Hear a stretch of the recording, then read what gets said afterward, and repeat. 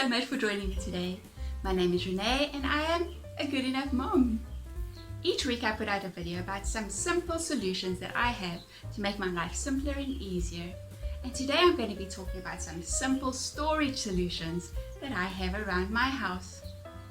I've come to realize over the years that I get easily overwhelmed when there are a lot of things out on the surfaces. I'm not very good at organizing things so that they look neat when they are out. So I much prefer to have most of my things inside cupboards or inside boxes. But inside those cupboards, I still need to be able to put these things away quickly and easily and be able to find them when I need them. So here are some of the storage solutions that I've come up with over the years. The problem with lots of children in a small bathroom is that there always seem to be toothpaste and toothbrushes and medicine and hygiene products all over the basin counter. And so I decided I needed to make a really simple way for them to put away all their toothbrushes and stuff in a way that will encourage them to do it every day. And this is the plan I came up with.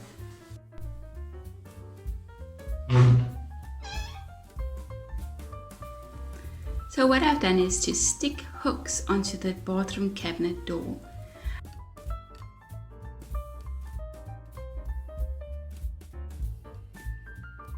And then I took 4 cups and I cut a slit in each one at the same place so that I could hook it onto the hooks that are in the cupboard.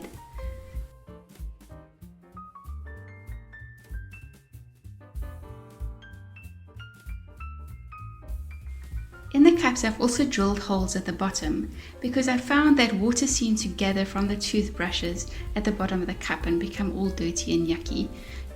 So by putting holes in the bottom, it seems to drain much better and stays clean much longer.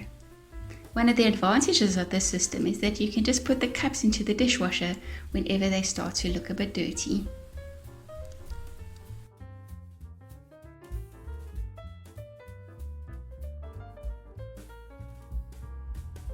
I find these plastic paper storage cases the perfect size for storing all sorts of children's puzzles and other educational toys.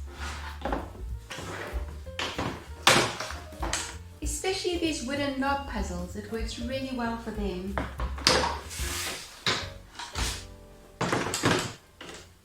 And toys that have lots of little bits that need to be kept together.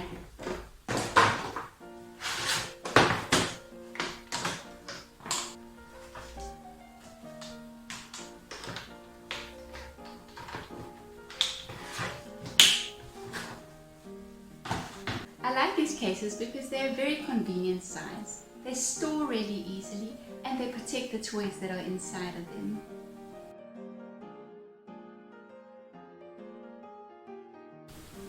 So I've been using plastic crates to store my kids' toys for years and years and years. And although they work really well, I've come up with a much better solution that is much prettier than plastic crates. Wicker baskets. Firstly, I think wicker baskets look prettier than plastic crates, so I'm fine with it if the children leave them out after tidying up.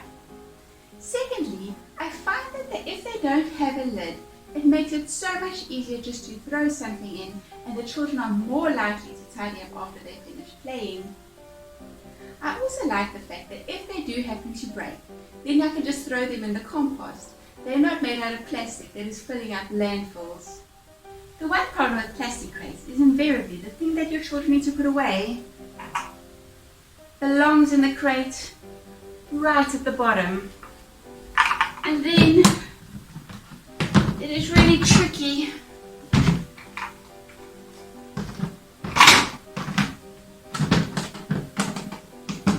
to tidy up, and then they just don't do it. Although it seems counterintuitive, having lids is also a problem. It is far easier just to throw something into an open basket than to struggle with the lid, even though it would have been really easy just to open the lid. I buy all my wicker baskets at garage sales and second-hand shops, so all of them are second-hand and really cheap to purchase.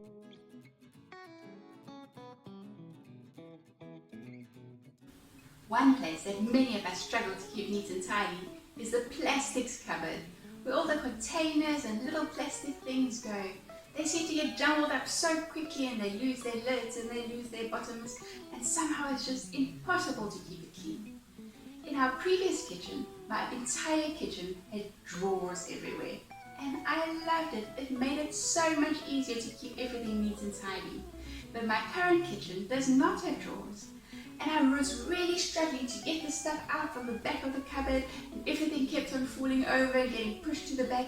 So I decided to make use of my knowledge of how well the drawers work to try and incorporate that into my present cupboard situation. So let me show you what I did.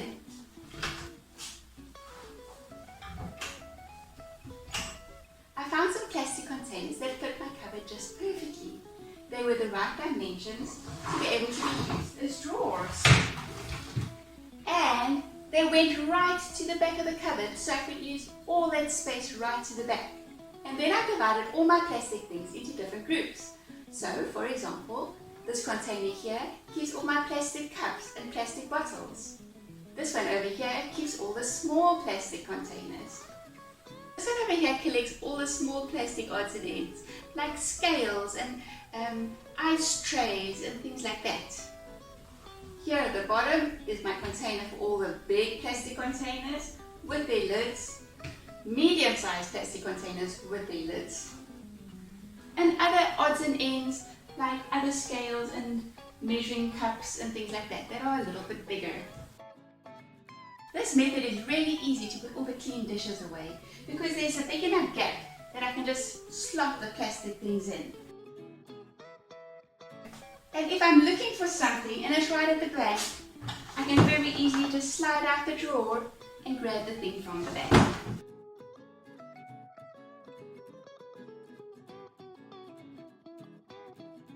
Now when it came to groceries, I had pretty much the same problem. I don't have a pantry, so I had to use a normal cupboard to store my groceries in. And whenever I would put my groceries into the cupboard, they would all push to the back and they would fall over, and I would struggle to find the things I was looking for. So I decided to make use of baskets again that I use as drawers. This time I found that laundry baskets seemed to be the perfect fit for the cupboard. And so I divided my groceries up into 3 different baskets. Here are all tins and smaller grocery items. Here are all oils and sauces and other things like that. And here are all my baking supplies. Now I must admit, usually I don't have quite as much food in my cupboard, but with the pandemic the way it is at the moment, I'm finding I am needing to store more than I used to. And so this basket has become a little bit heavy, but apart from that, this system has worked for over 10 years for me. I find it really easy to put away the groceries, and I find it very easy to find things in my cupboard. And it also means that I can use up all the space in the cupboard right to the very back, and I can get the things out quickly and easily.